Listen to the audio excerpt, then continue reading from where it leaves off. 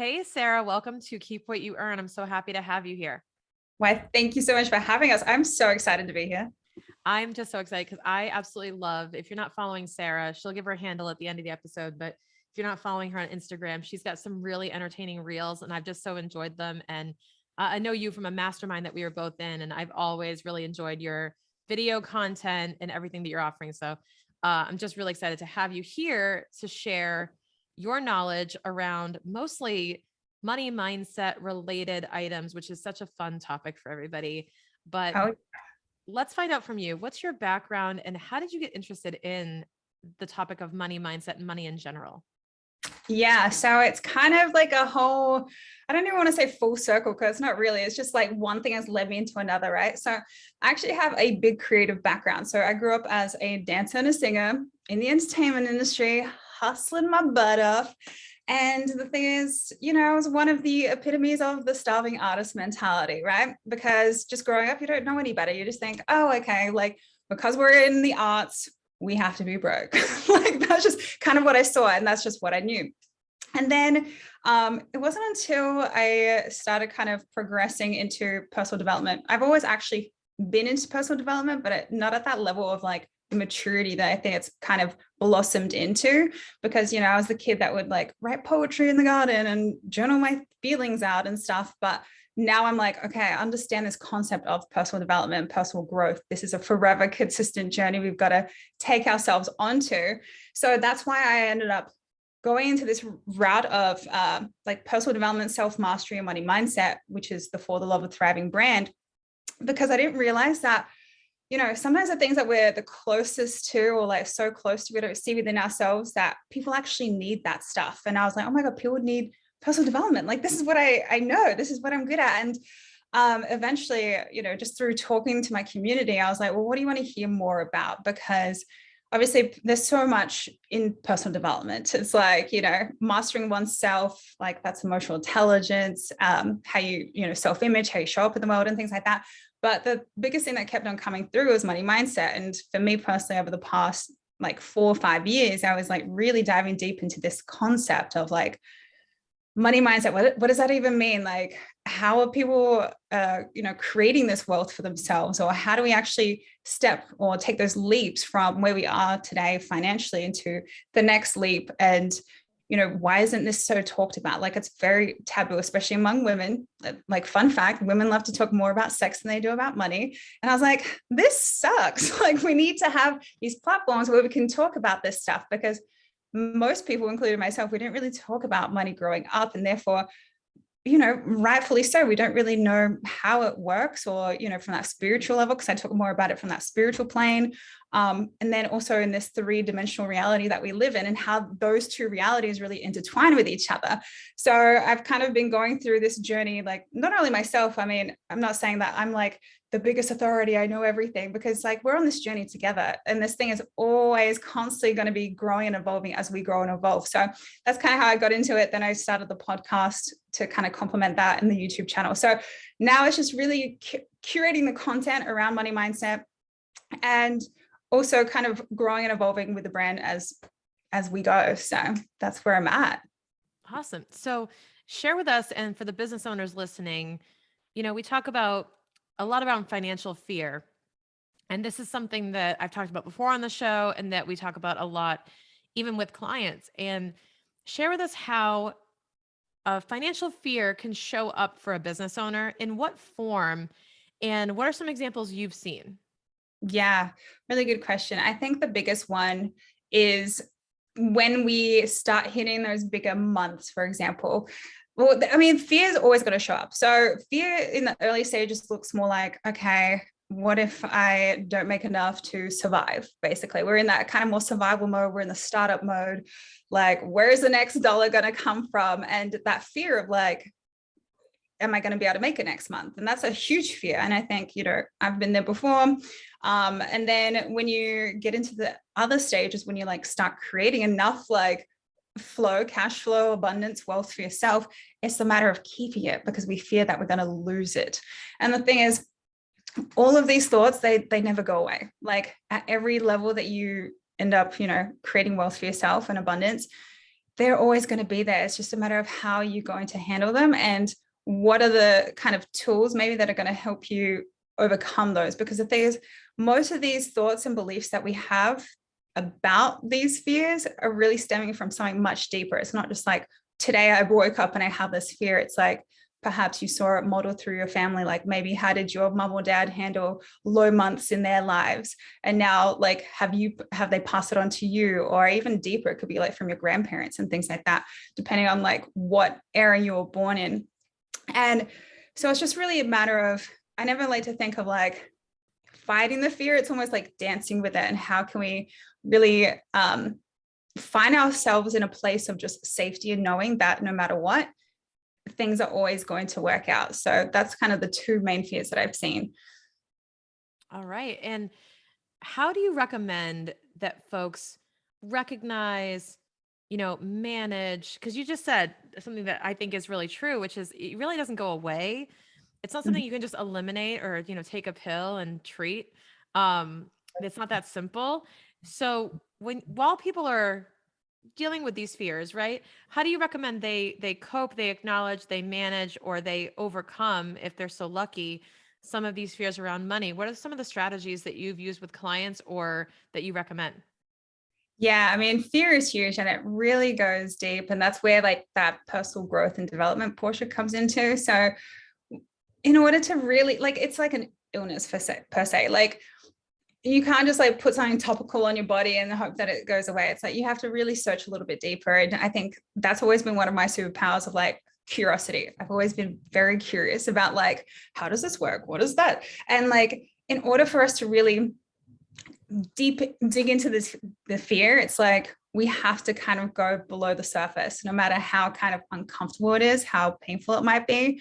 And just to really be like a distant observer of what is happening, because I think most of the time we fear of going in there because we just feel like we're going to feel ashamed of ourselves or angry at something. And it's like, it's okay to feel those feelings and those emotions, but also like kind of observe it from a distance with acceptance. And I think acceptance is the first and biggest key to like wanting to change anything, just accepting that the way that things are. Like, for example, like, what does your bank account look like right now? It's like, it's neither good or bad. It just is, So then from there, once you can accept it, you can start to, peel away some of those layers of like, okay, where is this all coming from? Because if I don't deal with it now, it's probably going to come back up again. Just like, I have like skin issues. They're going to come back up again if I don't get to the root.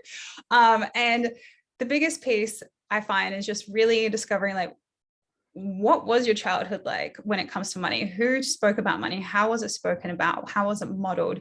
What was a time when maybe somebody upset you or like, say they,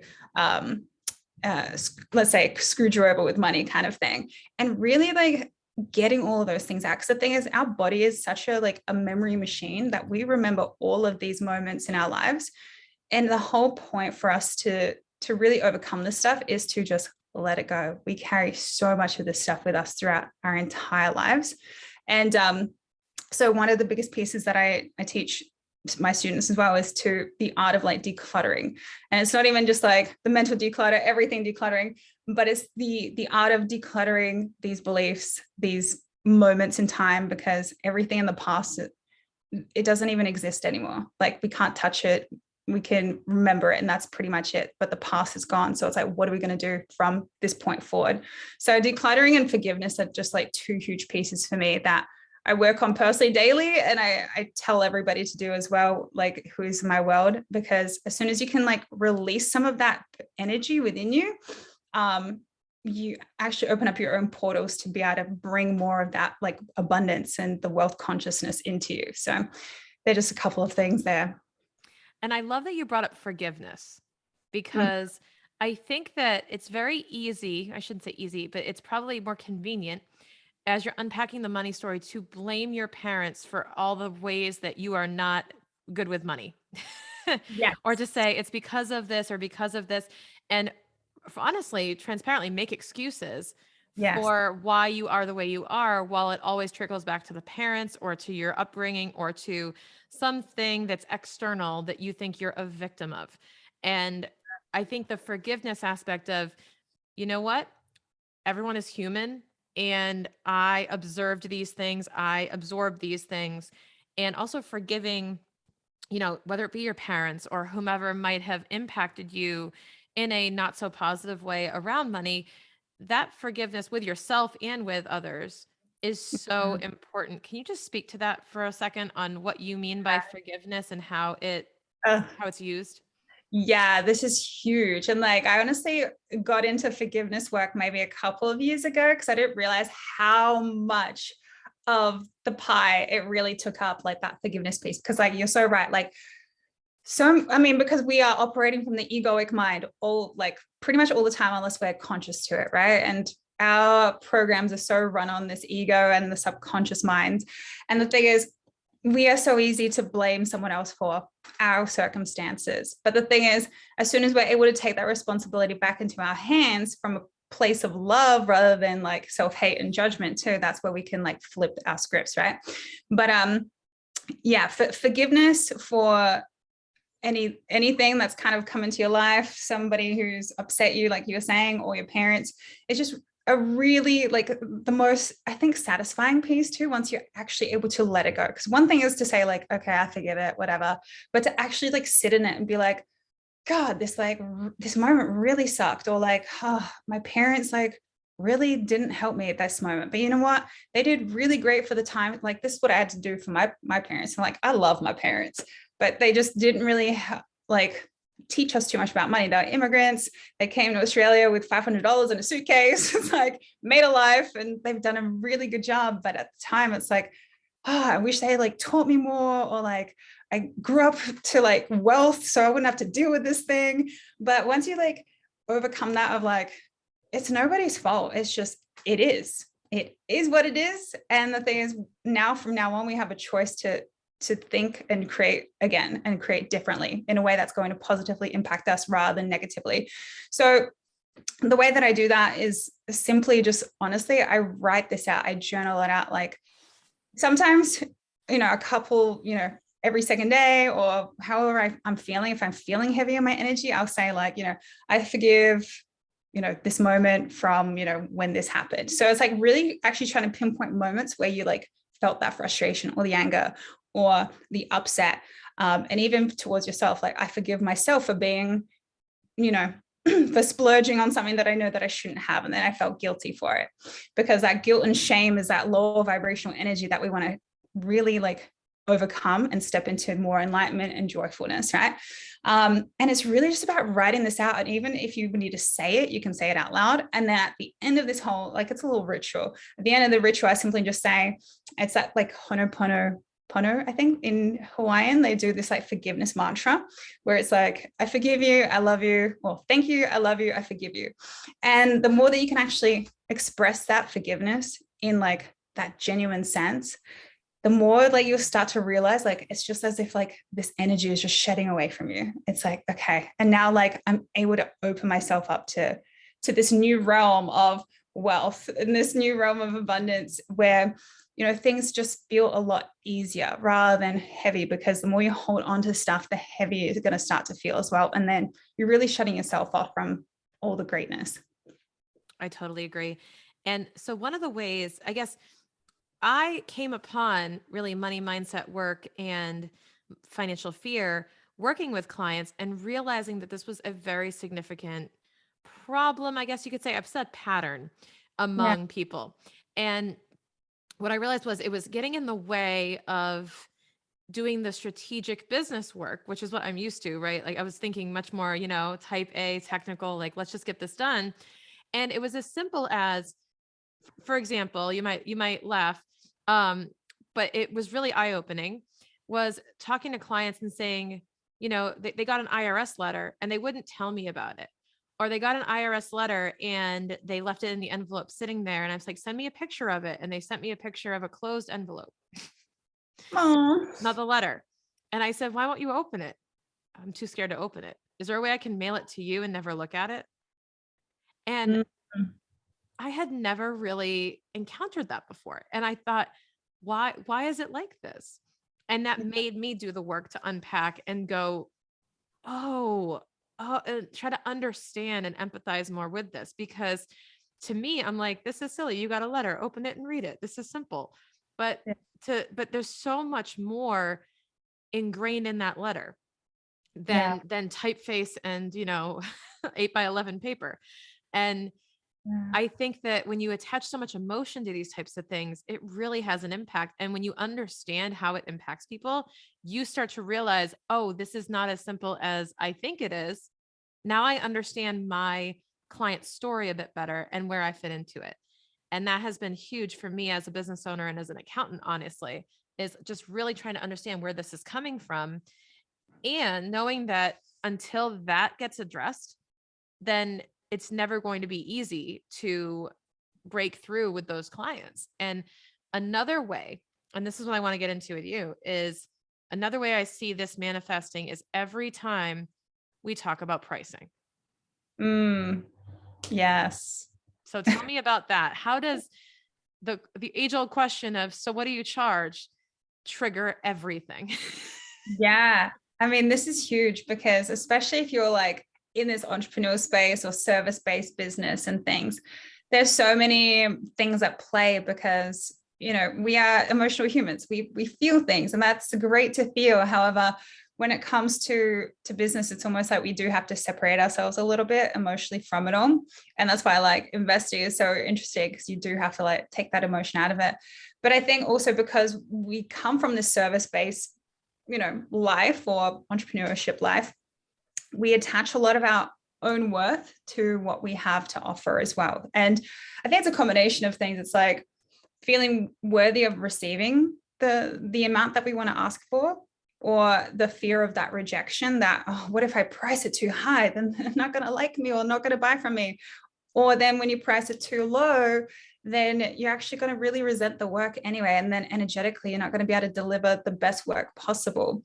And I mean, there's a lot of things at play here. You really have to get down to the root of what it is that you are believing in that transaction. And you also have to, like, in order to do that, you have to become, again, that observer of like, why is it making me feel a little bit off? Like, am I afraid of this rejection piece? So maybe that's something that you're going to have to work on. Or are you afraid that like you're not deserving to receive that much for the work that you do? Because the receiving, like most of the time, like we want something so bad, or like we desire to have like, all the wealth and stuff, but we actually are not very good receivers as humans. Like take a simple thing as a compliment, for example. It's like when someone says, oh my God, you have beautiful hair today. And then you're like, oh no, I just like put it up in a bun. It's whatever. That is an energetic exchange that you've just literally blocked off between you and another person that wanted to give it to you. And the same thing goes with like when you're exchanging energy with somebody through a monetary transaction as well. Because like from that spiritual level, I know I kind of get into a little like woo-woo stuff, but money is literally just that energy that we have, and it's a means of exchanging energy and services for value, basically. Mm-hmm. And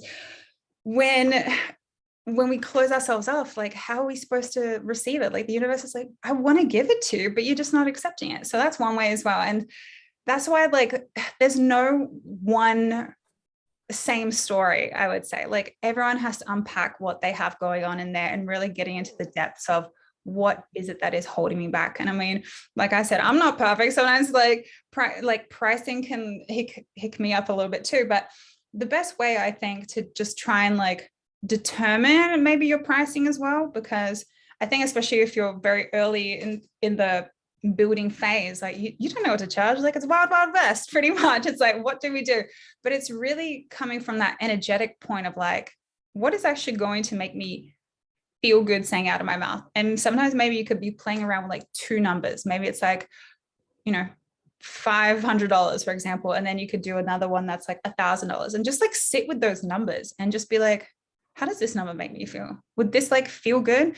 Or the 1,000, and kind of really like start to make I would say like a little game out of it, because at the end of the day, there is no right or wrong number. You can't like screw up the number. It's just, what is it that's energetically aligning with you and for the value that you're bringing to somebody? And you know what? If somebody doesn't see that same value, it's not your job to convince them of the value. Like they're just maybe simply not the right person for you at that time, if it feels good to you. So there's like a multitude of things. I mean, I never tell people like how much you should price yourself, because it's just like, that's not my place to say. It's just like, I can guide someone into like playing around with numbers and sitting how they feel with those numbers. Absolutely. And one of the pieces of advice that I always give is price based on value, not effort. Yes. Value, not effort. How do you interpret that, what I just said? Yeah. So I think we're finally shifting out of that paradigm, which I hope we are. Like, I feel like there's still a little bit of another realm out there, but like 9 to 5 crew where, you know, they price everything based on the hour. And it's like, sure, you can have a kind of an idea of like what your base hourly rate is, but when you're creating something for somebody or providing a specific service, usually if you've been doing it for a really long time, for example, in the early stages, it would take you like maybe 3 hours. As soon as you get better at what you're doing, it might cut you down to, your time down to 1 hour. And now if you're only going to be pricing by the hour, it's like, what? So now you're going to get penalized because you just got better at your job, so that you're going to get charged, or you're going to pay less or get charged less for what you're doing.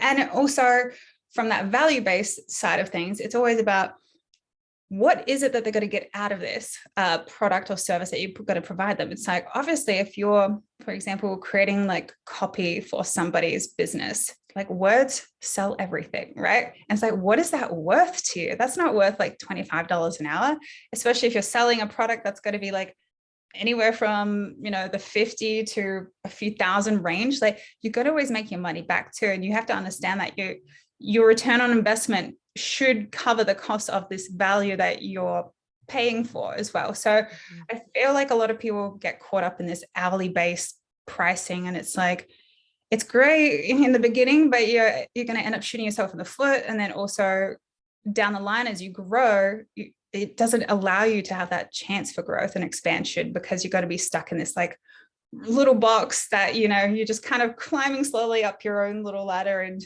praying that you become, you know, wealthy one day. Yeah, and nowhere is that more prominent than the accounting profession. Let me tell you, the Yeah. hourly rate, or lawyers, right? The hourly rate, or the hourly structure, the hourly billing. And I'll tell you why I never did and never will hourly bill in my business. Number one, it makes our clients feel like they pick up the phone, you're going to get a bill. So it creates hesitation for someone to spend more time with you, which then impairs the whole relationship. And if they feel like they're going to get a bill every time they have a date with you, then they're not going to be encouraged to give you a phone call. And the other reason is, if we do get more efficient at our jobs and we automate, we shouldn't be penalized for that. So that's a big one. 100%. And really, the third thing is that you can't quantify, like, the amount of time I spend and the amount of value I deliver is vastly different. So for example, I may spend very little time with a client in a given month, but maybe an IRS letter comes in and it says they owe $30,000. What is it worth to you to have me make that go away? Right? Yeah. So what is it worth to have that go away, or just know it's handled? Know that you are one portal upload away from that is no longer my problem. What is that worth to you and the peace of mind? And that is the big thing. That is the big thing, to know that we're going to respond and that we're going to handle everything out there. And that was a big breakthrough for me, honestly, Sarah, for this year was, oh my God, I'm not selling tax returns. That's a commodity. You can get a tax return at H&R Block. You can get a tax return at TurboTax. They're not even competitors for me. The tax return is like the side dish to what we offer. And it took me a very long time to learn how to articulate that. So what is your reaction to that? Yeah, absolutely. Like, you have to, like, whenever I'm dealing with people as well, like clients and whatnot, it is so important. It's like, what is it worth to you to have this transformation, or to have that thing go away, or to make this thing more convenient for you? And I think just the more you work with either people that operate on that level, or when you start to shift your own mindset of like, you know, this, like, yeah, you're kind of right. Like, the hourly based rate, like, doesn't really make sense, because there is just so much more that you're getting out of this thing than a simple, you know, $25 an hour kind of rate. And Exactly. I think too, like, when it comes to you as the service provider and the receiver, it's like that exchange just does not even like even out in any kind of sense. So then that way, like the energy already is like kind of a little bit weird. And then I think, you know, when the energy is off, then it just enables more space for like other things to like fall apart as well. So I think it's really important that I'm glad that you actually like picked up on that, noticed that in yourself, and what it would actually educate people on that as well. Because I think it's really important if you are already aware of like this concept of the value-based pricing rather than the hourly, that we educate people, but at the same time, we can only educate them to a certain extent until, you know, their beliefs are their beliefs. And then you're just like, okay, well, I guess if they don't really see it the same way, then maybe we're just not a great fit. And sometimes it's better to let those people go so you can actually invite the right people into your world, which is something that I've always been like working on as well. I'm like, I used to try and like convince people so much of making me look like I'm worthy and valuable. But now I'm like, you shouldn't have to convince anybody. They should be able to understand it once you have either that conversation or they have that same kind of mentality around the value. So what would you say? Let's say someone listening right now is saying, I get it, but I really need to boost my confidence when it comes to when I'm articulating my price. Do you have any tips on how to convey your pricing with confidence, or how to show up differently when you have to be on those, let's say, sales calls, or have to deliver your price? What are your tips? Yeah, I think the biggest thing is when you're going in for that number, it's literally to say the number. Like this is kind of like a sales, you know, tip technique anyways, like to say the sales number and just give it a bit of a space, give it a pause, silence, see what they say, see what comes up. Because the more you ramble, the more it's like as if you're trying to prove something to them and to yourself even. And then it just kind of helps, or doesn't really help the situation. It kind of makes you come off as like, oh, they like, I don't know if they know what they're really doing or whatever.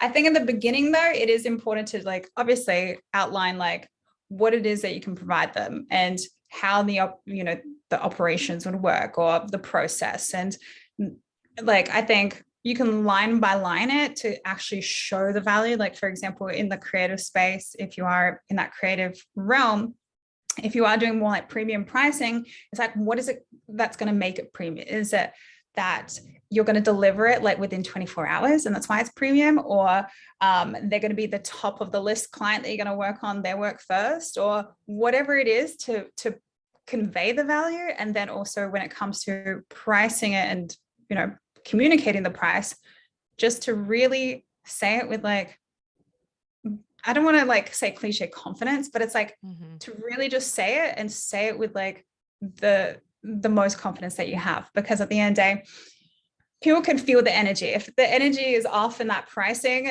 maybe you yourself need to work on saying that price to yourself, because maybe there's something inside of you that doesn't believe it yet. And if that's the case, then maybe you could lower it for a little bit and see how that feels for you too.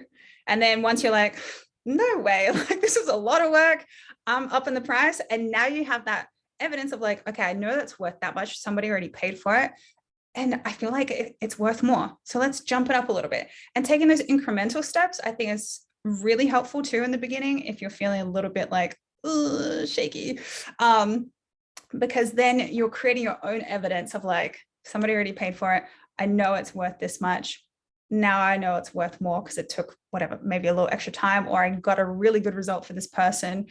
And I would say take it that way as well. So there's like two different ways that you can look at it. I don't know what you think. No, I agree. And I think it's the external evidence and validation, but it's also the internal feeling of what gets me excited. And you learn that over time. I just feel like you have to try and pivot and step in the right direction, but you're never going to nail it on the first try. You just have to be open to the feedback in every form it comes in to be able to know how to react to that. And I think that's so important. Yeah. And I think just the knowing as well, because I think a lot of people maybe have in the back of their heads of like, oh my God, I'm going to screw this up. But the thing is, you can't screw it up. Like there's no way we can screw it up. Everything is just feedback. And then from there, you get to decide what it means, because nothing has a meaning except the meaning that you give it. So it's like, if someone said no and you believe that, oh, they said no because I'm just like not worthy, or like, I'm just so crap at what I do. It's like, course you got to believe that. But if you say, oh, they didn't buy from me because, maybe they just didn't feel like, or didn't feel like a good fit, and just be like, okay, great. Like now I know, got evidence, feedback, create what I want out of that. And then just really just move on, because there is no way that you can screw it up. And it's just really about that knowing within yourself of like what you feel, like we said earlier, like that energetic kind of attachment to the number. Right. So I want to wrap things up with you with a few rapid fire questions for you, which I think would be really fun for you to answer. Yeah. And then we'll hear all about what you are currently Yeah. offering for help with all of this. So Sarah, what is one investment you currently can't live without? One investment. I'm really big in the health space. Like I take care of my health. That's like one of my top values. I would say like my supplements and all those things that I take. I spend a lot of money on those. All good. What is one thing you learned about money that turned out not to be true? I learned that money is, you only make money through working really, really hard, which is not true. That's one of my favorites because I'm right there with you. Yeah. Lastly, what makes you feel like a millionaire? What makes you feel like a millionaire? That's a really good question. I think when I'm, it's so simple. It's just when I am taking really good care of myself and am in expansive environments. I love that. So tell us how we can learn more about what you're doing with For the Love of Thriving, how we can learn more about the programs that you offer, just where we can find you on social. Let us know. Okay, perfect. Well, I'm usually hanging out on Instagram doing the reels. Shannon's, seen them all. So that's at For the Love of Thriving. So that's the number For the Love of Thriving. I also have the YouTube channel where I put out weekly videos to do with more so like the spiritual side of money mindset, manifestation. It gets a little woo on that side, but it's fun. So if you want to join me there, you're more than welcome. Again, For the Love of Thriving. My podcast is coming back up in January. And then at the moment, as far as any programs, I have a 3-day audio workshop, more so from like that beginner stage of like helping you shift your mindset into more energetically aligned, like abundance, where you can like clear resistances towards money. That's Manifest Money on Demand, that you can check out on my website at fortheloveofthriving.com. And then if you want to check out or like stay in touch with me, I will be having a new program called Activating Abundance. It's going to be like a 31-day audio experience as well. So that's going to come out in mid-January. So wherever you hang out, I would love to see you, hear from you. And yeah, that's where I'm at. Right. So by the time you guys are listening to this, that is available to you right now. So make sure you're checking out Sarah's website and hit her up on the gram if you have any questions. But thank you so much, Sarah, for joining us today. It's been such a pleasure to catch up with you and hear more about what you're doing.